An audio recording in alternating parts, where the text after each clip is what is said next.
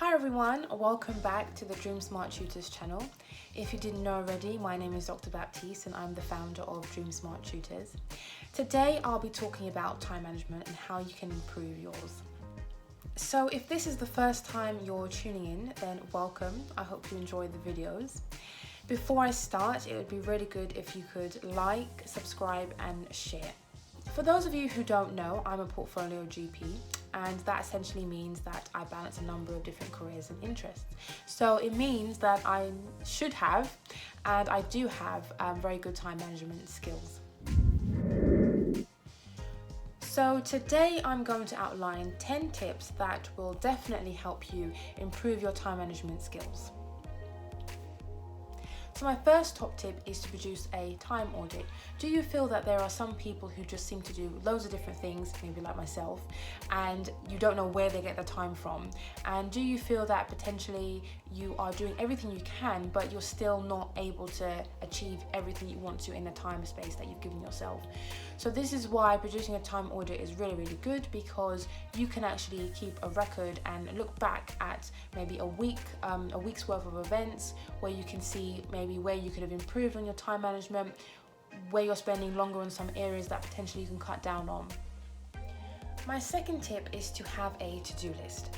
Now for me, I like to be organized, and I couldn't function and do all the things that I do without having a list of all the things that I need to get done.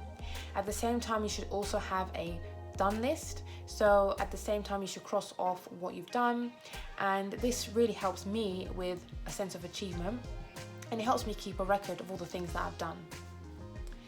At the same time, keeping a schedule is really important. So my third tip is to have a schedule, whether that's a written schedule, a diary, or a diary on your phone electronically. And again, this helps you keep track of things. For me, it definitely helps because my memory isn't that great. So I like to look in my phone. If I have to book something, whether that's a meeting or a call, I put that straight in my phone. At the same time, you should also book in time for socializing, time for exercising, because sometimes these things can get a little bit lost. Now, my fourth tip, really is an obvious one, but I'm gonna say it anyway. Make sure that you prioritize urgent tasks first. So in your to-do list, put what needs to be done urgently, put it right at the top. Don't procrastinate, get it done. Now, what helps me if I have something really urgent that needs to be done and I might be procrastinating a little bit or might be hesitating, I'm not sure where to start, I try and do it in stages. So I do a little bit every day or every other day, and this helps me feel calm and it helps me get it done on time. Now my next tip goes in line with the previous tip, and that is just do whatever it is you have to do. It's easier said than done, but try not to procrastinate. Like my last tip, try and do whatever you have to do in stages, and that will definitely help. So my next tip is to make sure you schedule in regular breaks to your diary. You can't function well, you can't be productive, you can't concentrate well if you don't take regular breaks. When you're having a break, get something to eat, try and get something healthy if you can, go outside for some fresh air if possible, do some exercise if that's something you're into, or just try and do something that you enjoy. And this will really help you complete all your tasks in the time frame that you set and do them well. My seventh tip is to minimize distractions. By distractions, I mean things like your phone, things like other people talking to you, and social media. I talk about this in much more detail in a previous video entitled How to Effectively Work from Home. But of course, it goes without saying, if you're distracted every 5 minutes, you're going to lose time and you're not going to achieve what you set out to do. Tip number 8, get up earlier. It's as simple as that. Even if you get up, say 10 to 15 minutes earlier, you will have achieved so much more.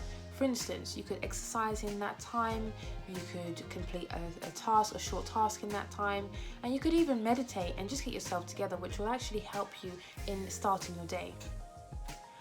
A few things you could do in that extra time, 15 minutes, 30 minutes, potentially you could make yourself breakfast, cooking something rather than grabbing something on the go or just having a coffee or a cup of tea. You could also make yourself lunch for a couple of days or the week, depending on what you make. So my ninth tip is to think about where you can save time. You can always save time. And that's why when we go back to the first point, the time audit, you will know where you can save that time.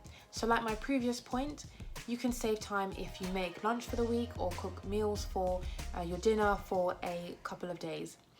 Don't forget that you can also delegate tasks.